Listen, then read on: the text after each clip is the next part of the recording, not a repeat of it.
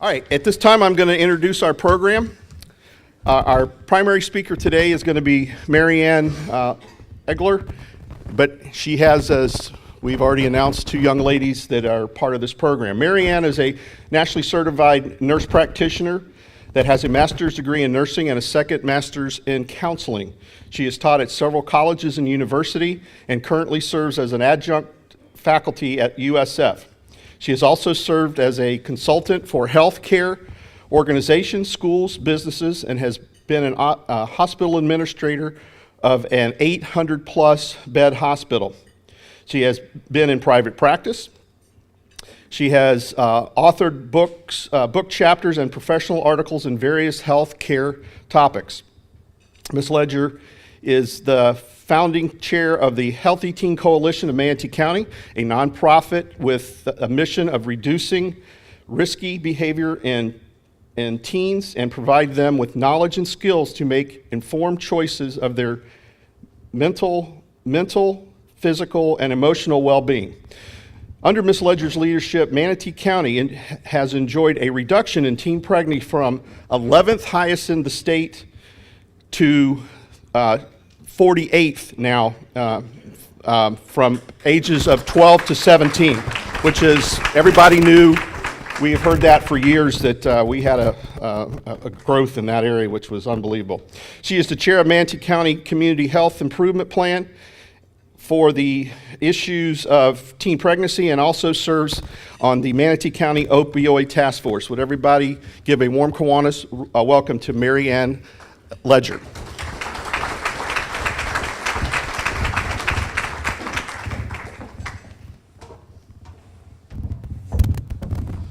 Well, thanks so much for having us here. I've been a long-time admirer of the Kiwanis Club. You all do such wonderful things in our community for the young people. And 3 or 4 years ago, when Karen Carpenter asked us to come and be a part of the Christmas and August event and bring the teen health educators, we were thrilled. And as you'll hear from our two young teen health educators, that probably is their favorite event of all year. So it's absolutely great. So Healthy Teens Coalition is a nonprofit. We solely serve Manatee County. We are a younger nonprofit. Let me find where's the advance button here? Me and my technical challenges. Let's try that one. Thank you. It goes, there you go. So, and as Brett mentioned, we're really all about trying to keep the youth in our community safe, help them make good decisions, and help them be successful in life.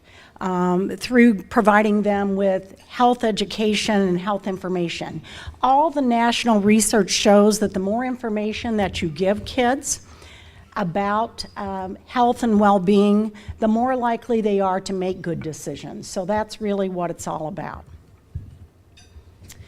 We know that adolescence is a pretty healthy time of life, but we also know that frontal lobe just isn't quite developed yet. And we all probably have stories from when we were teenagers of some of the crazy things that we did. And we know that if anything, it's accidents and homicide and suicide that are the causes of death in adolescence, as well as in the teenage years is when lifelong health and social problems start to emerge. And we're going to talk about a few of those. Healthy Teens is a young organization. We actually started in late 2010, and it was in response to that high teen birth rate in Manatee County. It wasn't something we were proud of.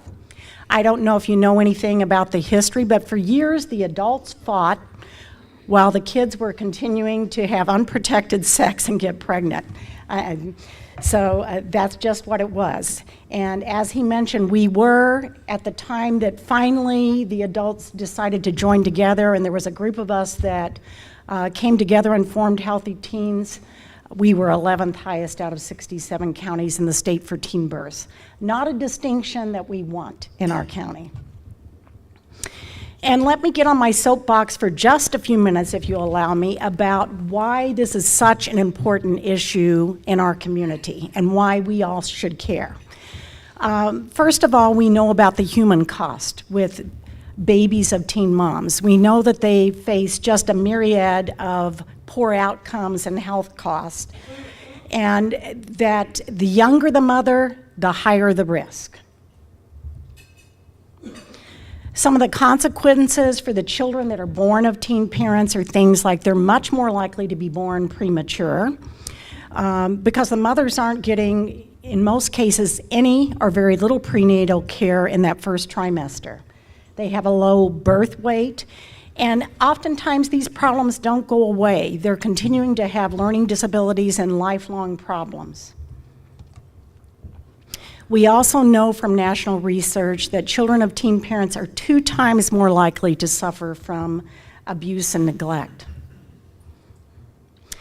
And sadly, just 38% of teen girls who have a child before the age of 18 ever get a high school diploma.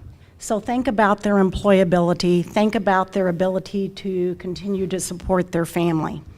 It's just not happening. And as taxpayers in Manatee County, think about what it cost all of us. It is an estimated over $11 million annually for teen pregnancy, the children born to teen parents, and taking care of them. So it is an expensive venture. But as Brett mentioned, we're very happy to report we're 32nd out of 67 counties for teen births ages 15 to 19. And it's mostly 18 and 19-year-olds now that are having those babies rather than the younger ones. We are 48th for ages 12 to 17, where we've really targeted a lot of our activities. But we know our work's not done, and I feel like this is kind of the R-rated or X-rated lunch presentation. But sexually transmitted illnesses are on the upswing, big time.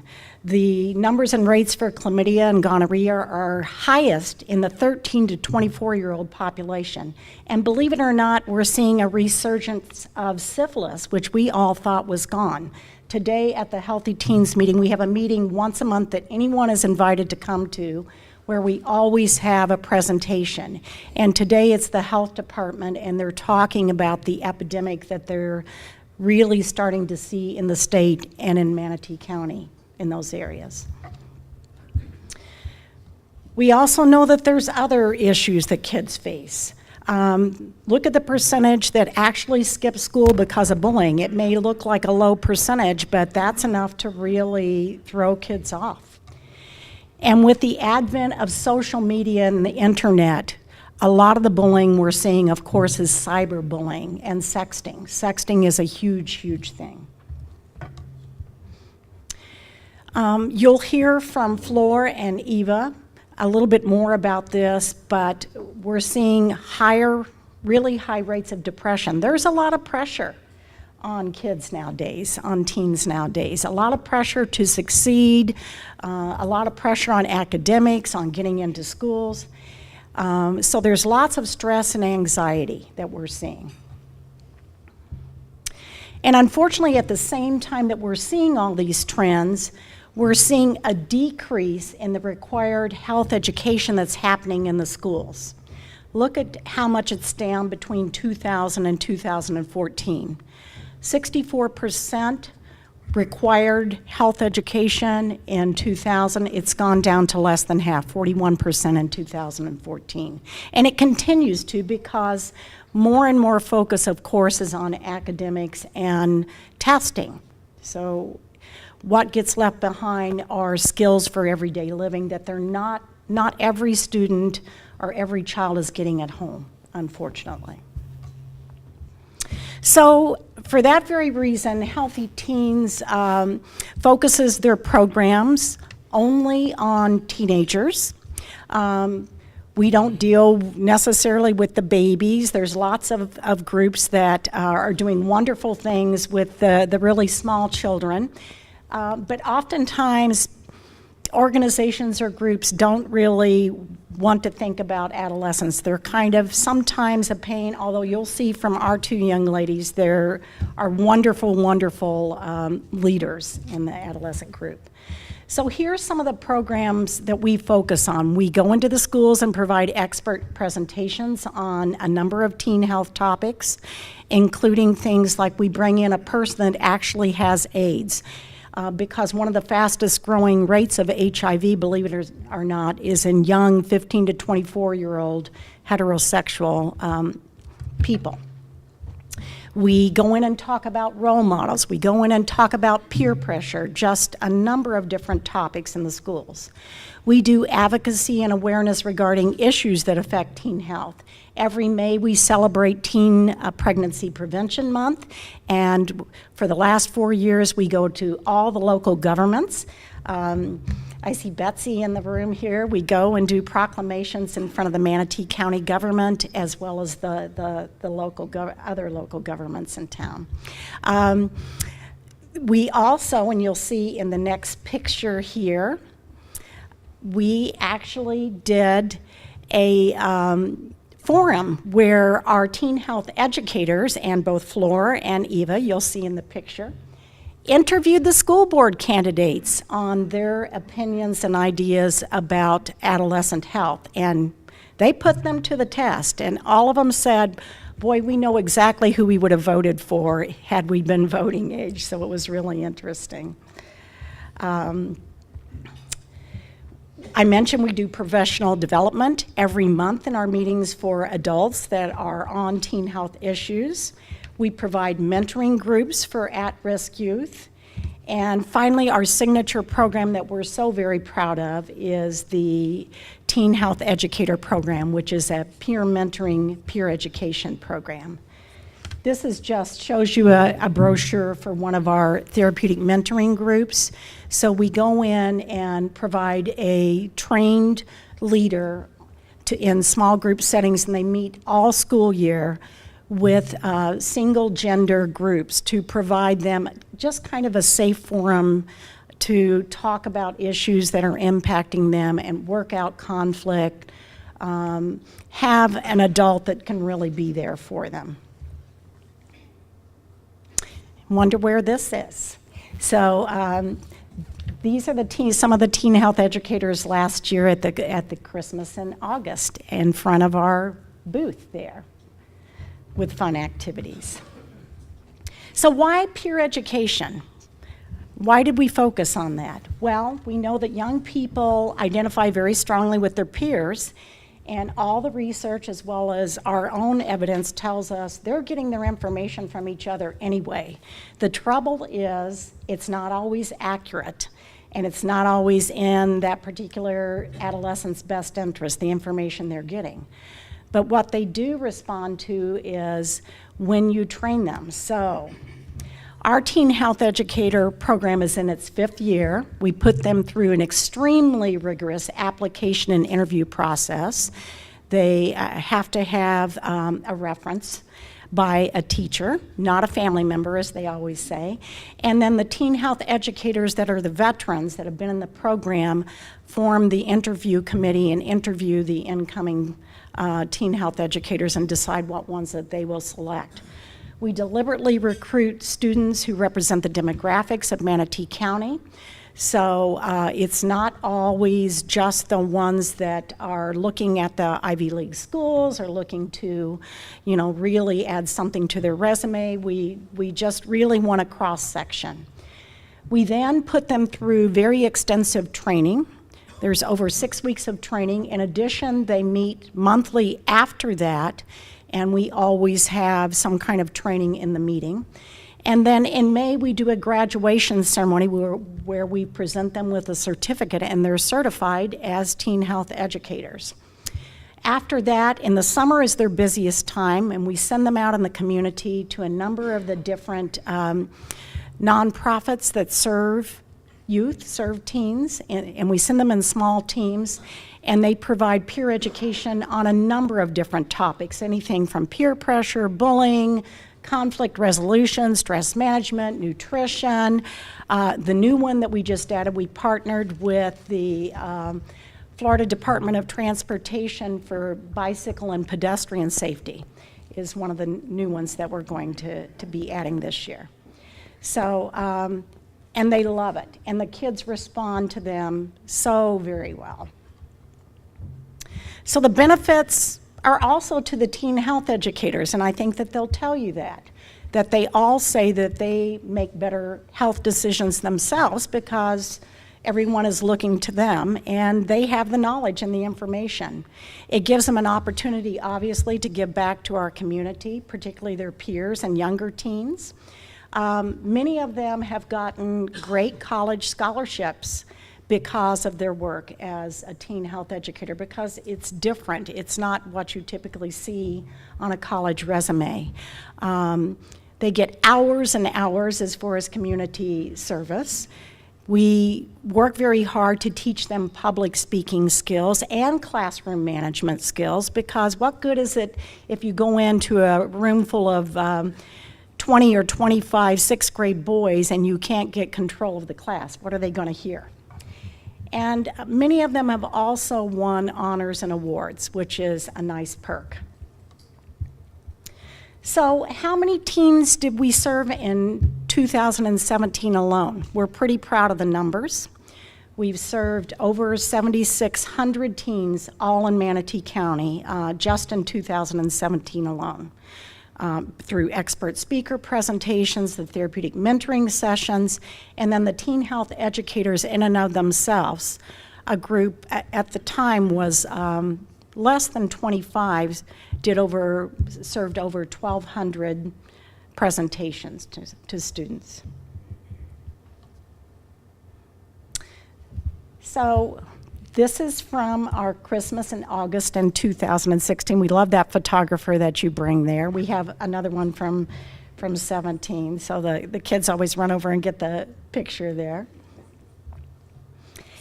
And that's it as far as my part of the presentation. Other than on your table, there is a flyer.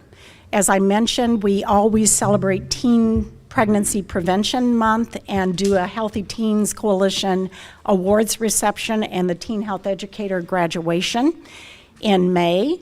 That's coming up.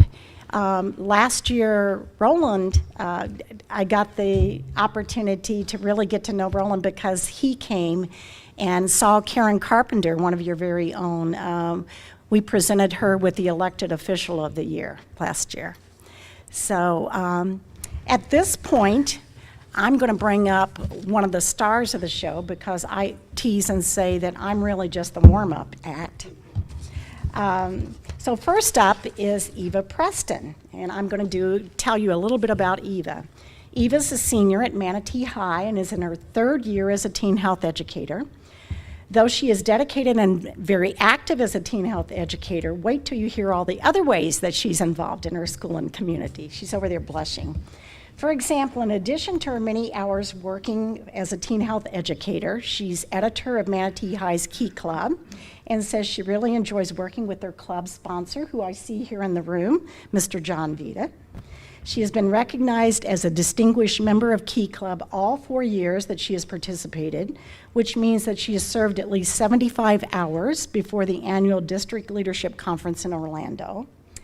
Eva is also president of Manatee High's National Honor Society and has been working very hard on their after-school tutoring program.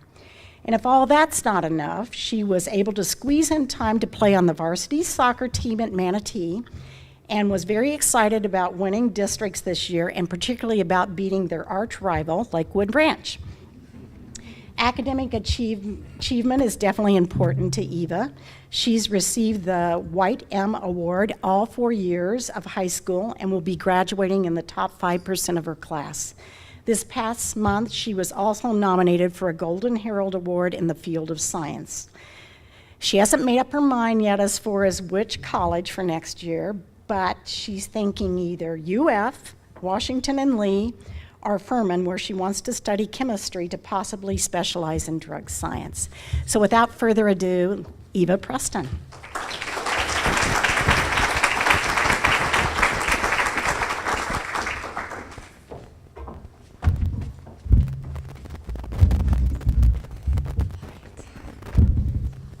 Good afternoon, everyone. Healthy Teens has opened my eyes to a community that I didn't know I lived in. My first experience as a teen health educator was the feeling that I actually came up short on the information that we now present. Normally, I would just type it into Google and get an answer within a few seconds. However, most of the information on the internet, as we know, is either false or failing to tell the full truth. And I think this is the mindset of a lot of people my age, to just go to Google and think the first answer they get is the most accurate. Healthy Teens is a way for adults and kids to get the correct information and the chance to ask questions, even if they think it might sound pointless in their heads. Although we actively participate around the county, I have to tell you that our teen health educators' favorite event is your wonderful Christmas in August event. It makes all of us smile to give back to the students and families you serve. It also doesn't hurt that the fact that the event is really, really fun, and so we enjoy it always. So thank you for giving us the opportunity to be a part of that. Around the same time that I started training for the Healthy Teens, my life came to a halting stop. My childhood best friend attempted suicide, and I didn't know how to deal with it. It not only took a toll on my friend and I separately, but on our friendship as well. And the concussion I got a few weeks later from soccer also did not help. I was physically and mentally put out of school for a month of my junior year. The stress of being an active AP student, healthy athlete, and supportive best friend was really getting to me. This was the time in my life where I decided it was time to grow up and become the responsible and independent young lady I know I could be. I was so incredibly lucky because I had an outlet through my family, soccer team, and of course, this club. It took me a while to process and learn from my situation. They helped me through a problem that at one time I didn't think I would ever have to go through. However, some kids may not have outlets that they can go to in times of hardship. I believe that Healthy Teens gives kids the opportunity to find help, even when they think we can't possibly understand what they're going through. Topics about mental health and depression are so important to me because of what I went through. I feel like I can really reach out to my audience and tell them that things will only get better if you put yourself in a positive environment. If Healthy Teens was the step I took to realize how important it is to find a positive outlet, then I can only hope that kids we talk to can do the same. Thank you for letting us join you for lunch and showing interest in our program.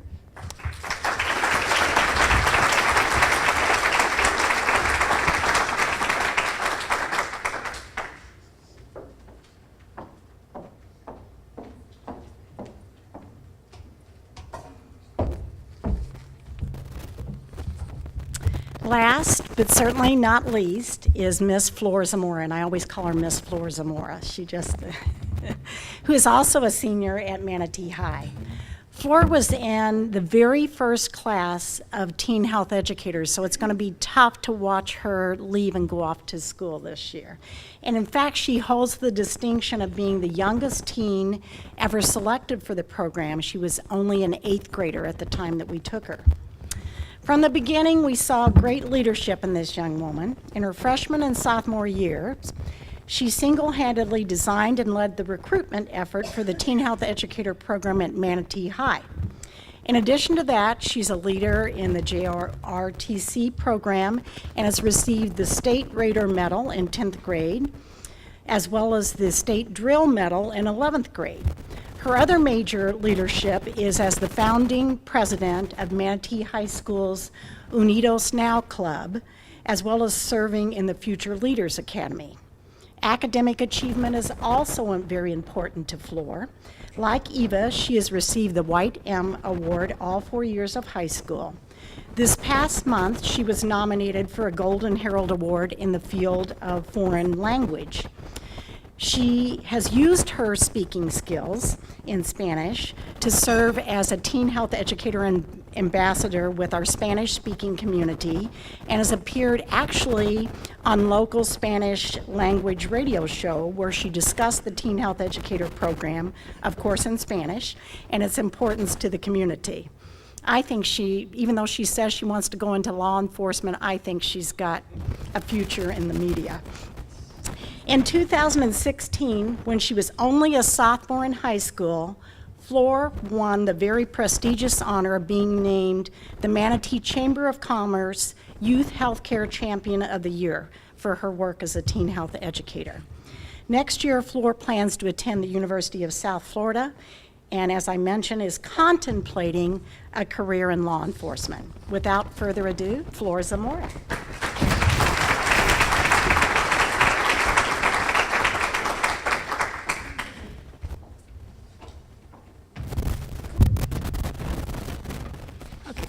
Oh my God.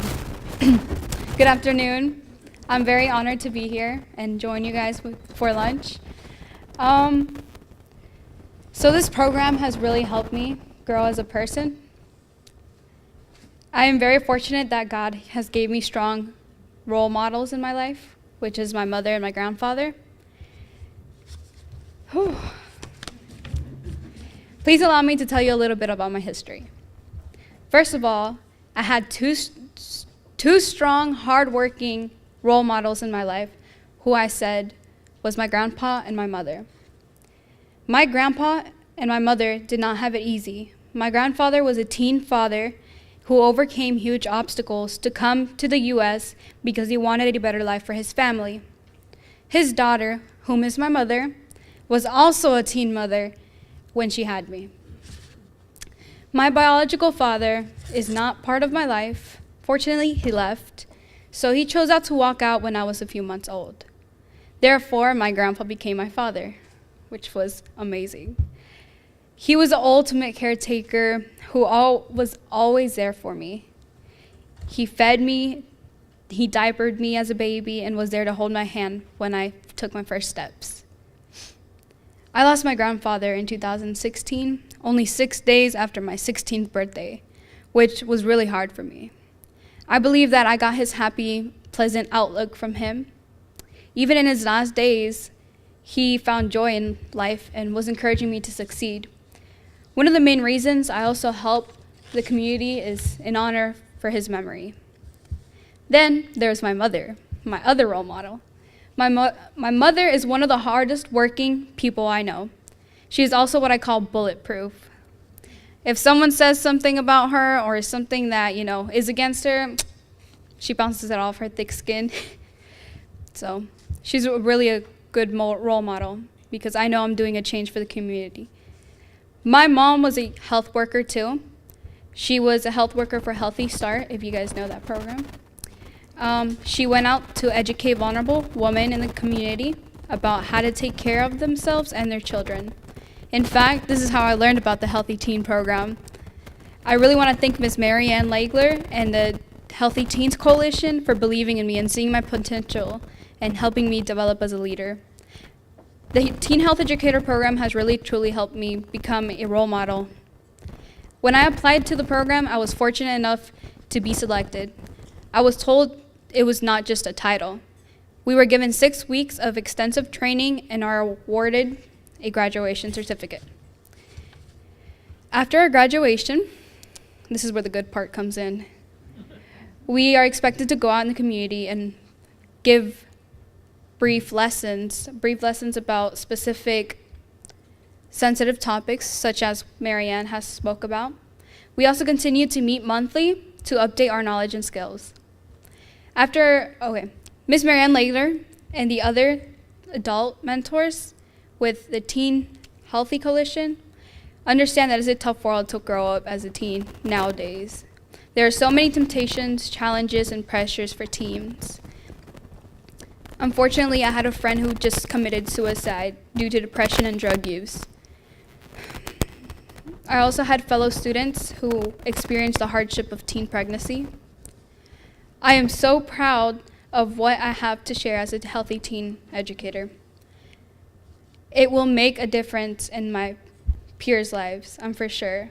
When I go out to present to others in the county, soon it might be the country, I really want to try to give the message out there that you guys are not alone. I don't have all the answers, but my life hasn't been perfect either.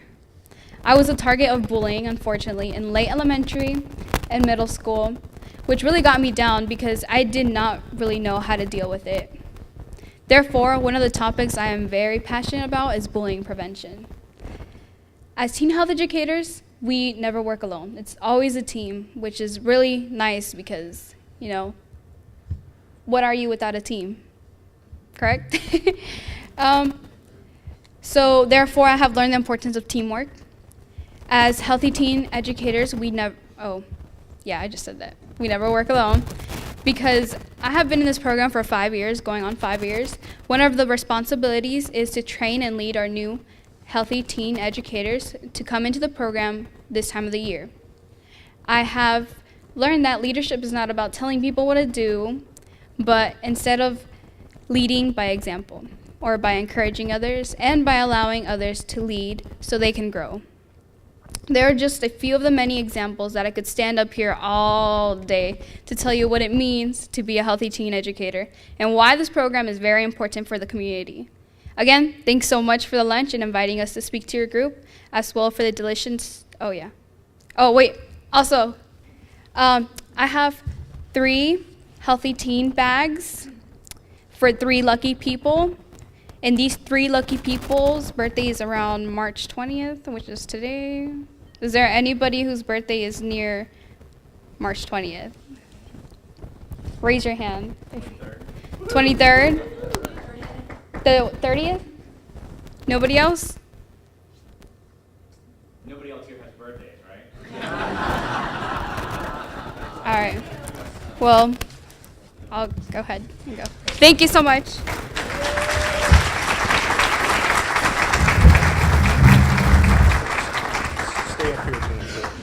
Stay up here. Okay, we have time for 1 or 2 quick questions, if anybody has any questions. All right, yes, sir. I noticed they're all females. Are there males involved in this? Yes, there are. There are certainly less males involved, but we do have male teen health educators, definitely. I think there's probably a half a dozen, and they represent various different high schools, as well as we have one from State College of Florida that has been with us since the beginning. Started as a high school student. Is that the one who attends the Christmas in August with us, the tall gentleman? Yeah, he's 6'5". He's hard to miss. All right, with that being said, let's give another round of applause for our Healthy Teen Coalition. I also want to give our golden rule to Mary Ann and the ladies so that they can measure their future success with the Healthy Teen Coalition. So if you come up here and he wants to get it.